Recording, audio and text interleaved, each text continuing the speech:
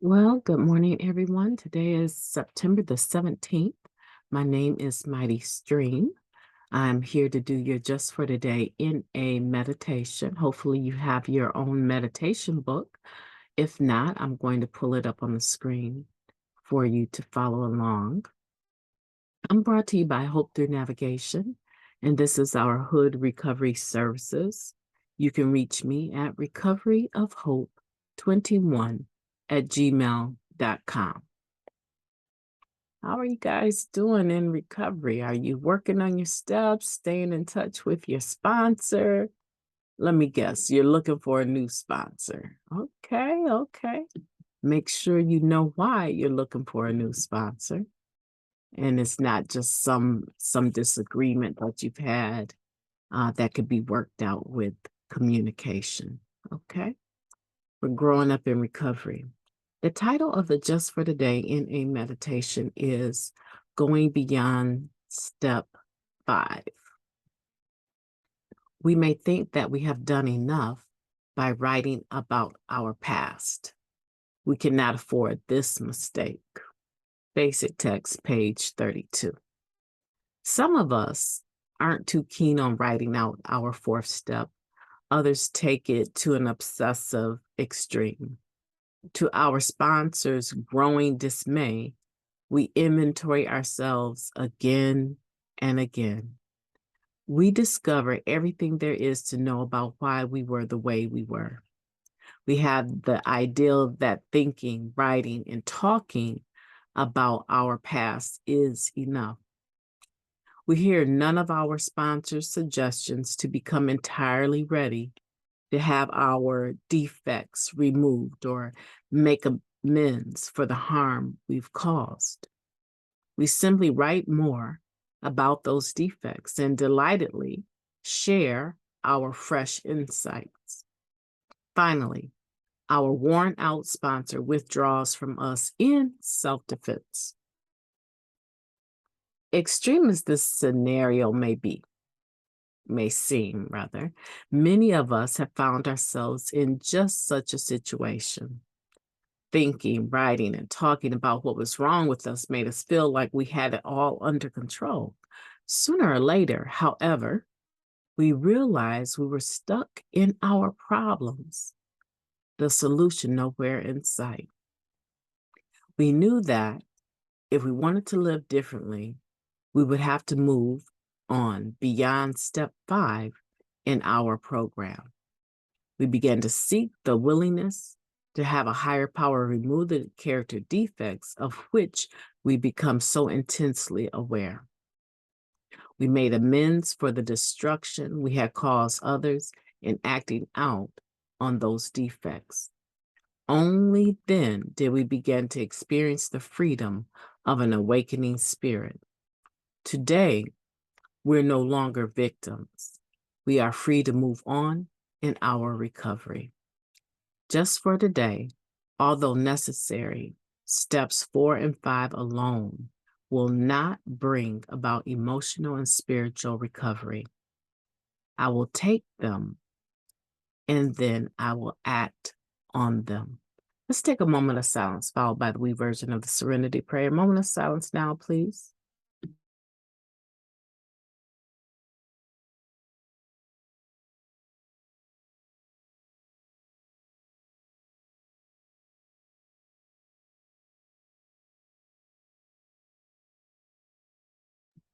Thank you, God. Grant us the serenity to accept the things we cannot change, the courage to change the things that we can, and the wisdom to know the difference. What do you think about this meditation? You know, my opening comments were asking you whether or not you were working with your sponsor or thinking about getting a new sponsor, and not to be too quick about getting a new sponsor when communication could be the issue, right? Honest communication. And then this particular reading is talking about possibly a sponsor being tired of you, right? A sponsor being tired of us because we just want to continue to work this 4th and 5th step. But we don't want to go on to being entirely ready to have our defects of characters removed from us, our shortcomings, right?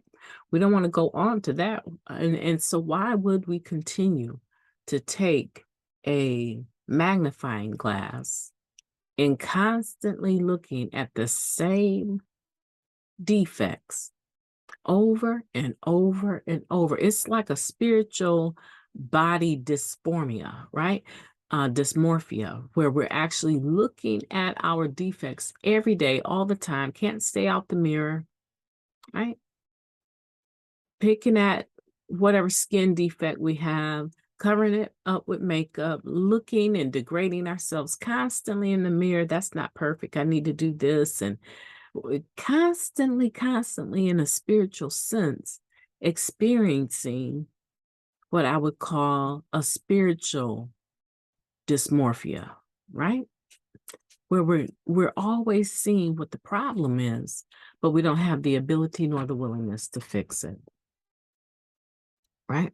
And part of the fixing, I want to be clear about this, is not that you do it, it's that you become entirely ready, right?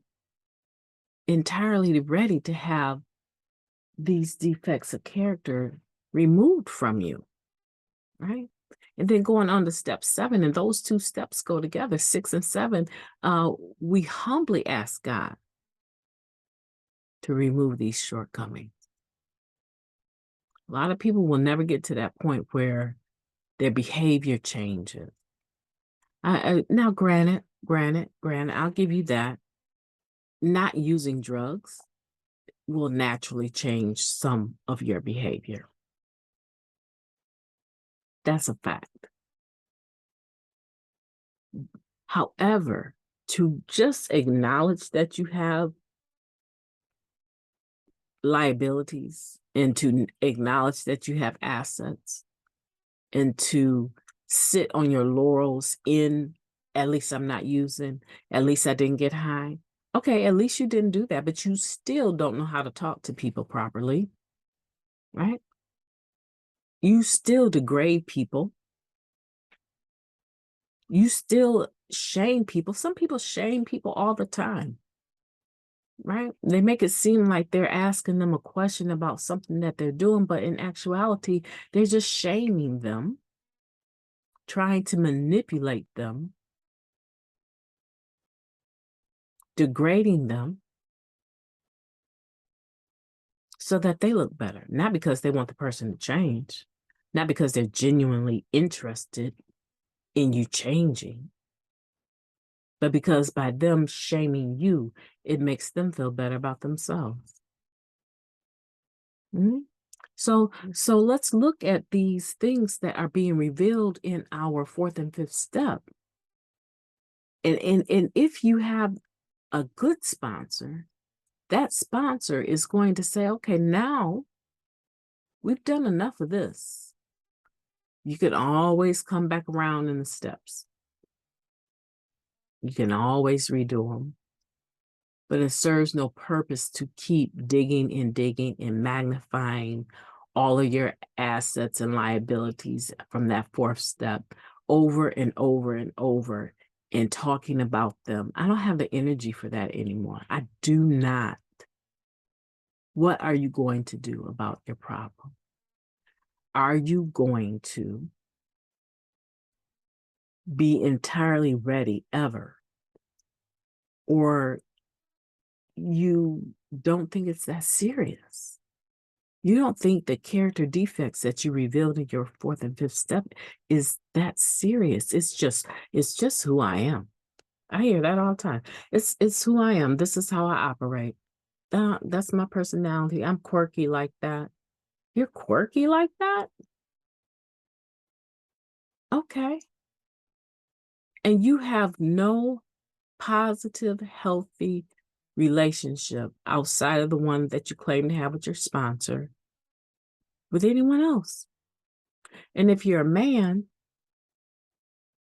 the women don't, I don't want to say the women don't count, but are you able to have a relationship with another man where you're able to have honest compassionate conversation about yourself and themselves, where it's an interchanging. Excuse me for a second.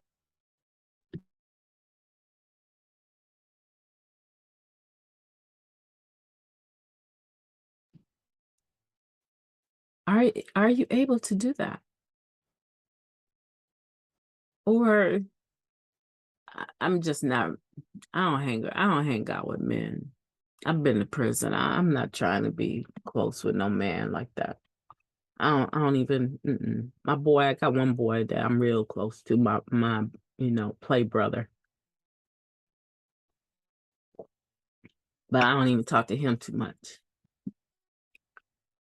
And for women, your male friends, not that they aren't important, but they also don't count. Why? Why am I saying that? Because it is quite natural for there to be some sort of an attraction. You can have platonic relationships, absolutely. I do agree with that, right? You can. But I'm not talking about how well you get along with the opposite sex. You know, I guess it could depend on your gender. If you're a man that identifies as female, then it would probably make a lot of sense that you would have a lot of female friends or vice versa. And that don't always have to be the case. But the point is, are you able to have relationships and friendships with your own gender? Put it like that. Where there's no possibility of any sexual connotation. Right? Because what we're talking about is growing beyond just what we've written, growing beyond just what we've acknowledged. And the point that I was making was that a lot of us do some of the step work, even a step 5, but we never get to the point where we're entirely ready. No one around us can even speak into our lives. We are each other's eyes and ears. You have no one that you actually can take a suggestion from within the rooms of Narcotics Anonymous. You have no one that feels comfortable enough with you to say, why are you even doing that? Like, you told me last month that you were going to stop doing that, and you're still doing that. Like, why are you doing that? What do you get from degrading people? What do you get from shaming people? What do you get from shaking your behind like that at the dance or at the meetings, up and down, have to be noticed? What do you get from that?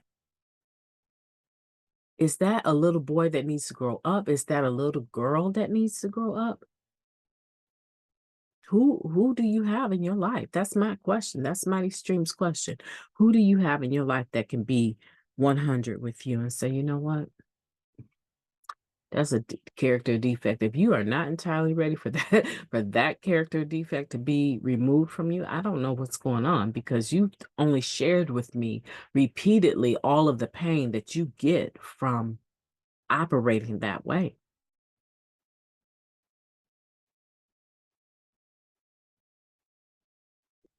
I do feel that a sponsor that walks away from a person knowing that the person needs input and has not told them enough is enough, that's a problem. I'm not that kind of sponsor. I am not that kind of sponsor. I will always ask, when is it going to be enough? When are you going to value yourself enough to do the work to get rid of the things that are causing you pain? Now, I've had a few sponsees that, just like this, you get tired of the same old thing, the same old conversation. And there's, no evidence that the individual is willing to apply the 12 steps and the spiritual principles to their life. In essence, you're just, I'm just a sponsor in name only. Right? I've had a couple like that throughout the years. And a lot of times when I get to that point, and because it takes a lot to wear me out, when I walk away,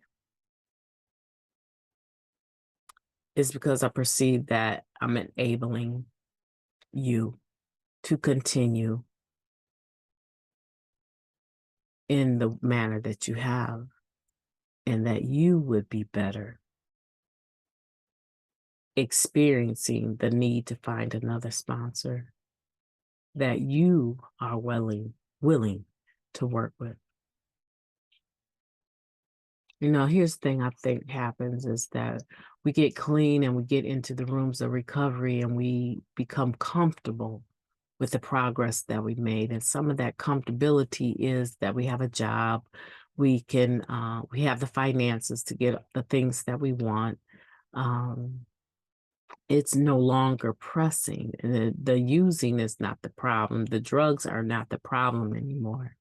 It's not pressing. We got rid of that and we've made enough progress in our mannerisms that we are sociably acceptable now, except for when it comes to some of this nitty-gritty stuff, some of this more obscure mannerisms that we have, that we don't go around blowing our own trumpet for people to be able to see. But anyone that has a deeper relationship with you would be able to give countless number of times that this character defect of yours has caused you issues. And so instead of dealing with that, we just keep those people at bay. We just interact with them around the holidays or occasional text and phone call, because we can't take the risk of exposure. We can't take the risk of having to disclose what's really going on with someone that really knows us.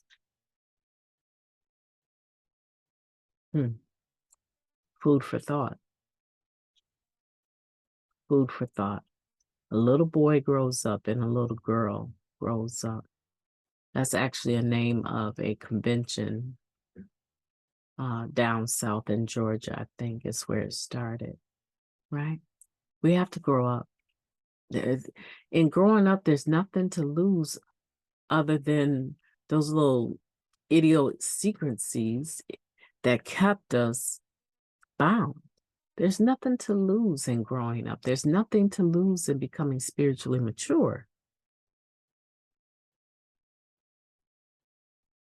There's absolute doors are open up to you, but we got to be willing to do the work. Some people are not willing to do the work. You know, I don't want that for you. I want for you to be better. I want for you to be the best you that you can be and go beyond step 5.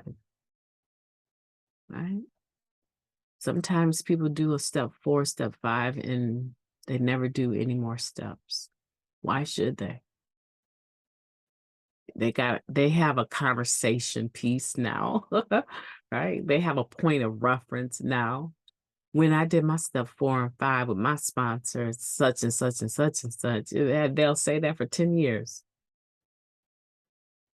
And they still will be the type of people no one wants to spend time with, because they have these glaring character defects that make it virtually impossible to have a friendship or a relationship with them. No man is an island. Self-sufficiency is a lie. Yeah, you can get it on your own. Of course, you go to work. Nobody works for you. You go to work, you make your money, and you spend your money. You stand on all 10. I get that. I get that. I get that. Believe me, I get that. But if you think for 1 second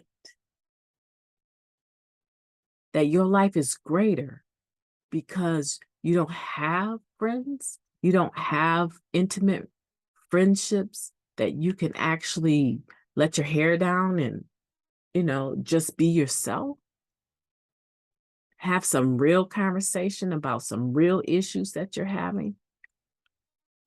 You think it's okay that you just talk to yourself in the mirror before you go to work, right? You think that's okay? Or you just talk down to the people that for some reason need you, and you voice what's going on with to them, and they're not even in a position to recognize what the problem. All they're hearing boards. They hear you, but they don't have any feedback for you. And they don't have any choice but to listen to you because you're calling the shots. They live in your house or they're your kids but you don't have anyone that is your peer that you can talk to and that you are willing to allow them to give you feedback, even if you don't like it. If you think your life is better like that, I don't even know what else to say. This is what I would say. This would be my challenge. Today, pick one person, just one person that you are willing to get a hold of and say, let's go have some coffee. Are you all right? And they might say, are you all right? You haven't called me to go have a cup of coffee in eons. Is everything okay? Pick one person. I double dog dare you. Pick one person that you can get a hold of and say, let's go and sit at the park and have lunch together, or let's go have coffee. I pick one person. Many of you sitting out there, you don't even have one person that you would reach out to because you haven't reached out to them in a while. And maybe the last conversation was just a little bit too much truth.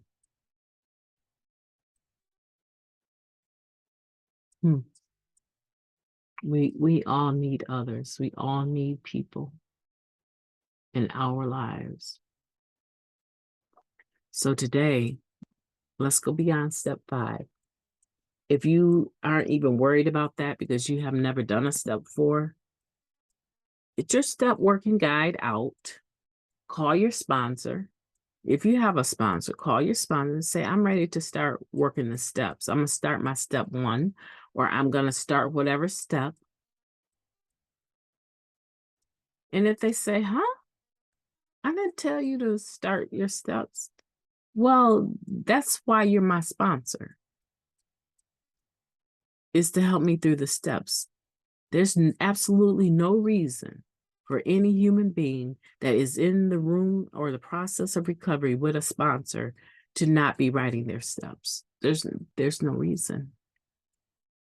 And waiting for your sponsor to say, go ahead and write your steps is ridiculous, because sponsors, generally speaking, they're thinking, or at least I'm thinking, that's the whole reason we have this relationship, is you want to do your steps. So get started on your step. Call me when it's done if you have any questions, and then let's sit down and talk about it. So if you're not at the point of this just for today in a meditation, get your step working guide out, get a hold of your sponsor, or find a sponsor. Maybe you don't have a sponsor. Find a sponsor. Don't have to be a perfect sponsor. It could be a temporary sponsor.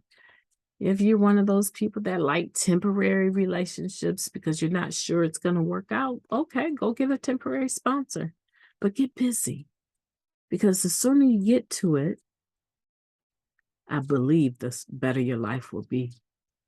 My name is MightyStream, and I have enjoyed talking to you, and I will be talking to you tomorrow.